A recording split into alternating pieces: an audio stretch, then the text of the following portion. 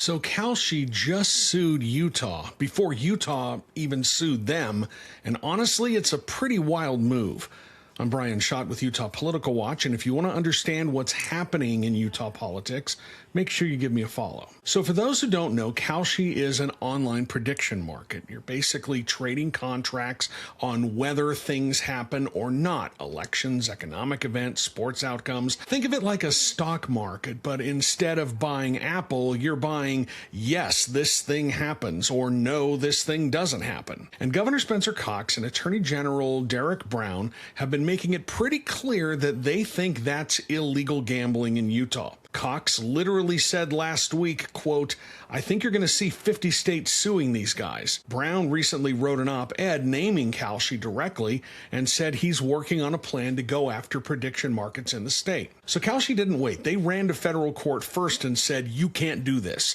Federal law gives the Commodities Future Trading Commission, or CFTC, exclusive authority to regulate us, not the states. And here's the thing, the CFTC chair backed them up last week, saying these platforms aren't gambling, they're trading, and he's not going to let his words, overzealous state government, shut them down. Now, there's a lot going on underneath this story that's worth knowing.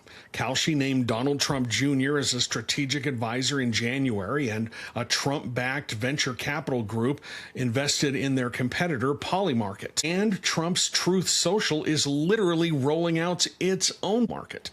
So when the federal government is stepping in to protect these companies from state regulation, just keep that in mind. Also worth noting, analysts say a big chunk of the growth in prediction markets is coming from 18 to 20-year-olds who are too young to gamble in most states, but they are old enough to trade on Kalshi. Utah already bans gambling in its constitution. There's even a bill moving right now through the legislature that expands the definition of gambling to include proposition bets, but it's not clear whether or not that will cover prediction markets specifically. Bottom line here, Kalshi fired first. Now a federal judge is going to have to decide whether Utah's anti-gambling laws can even touch them, or whether this is something that Washington gets to sort out, not Utah.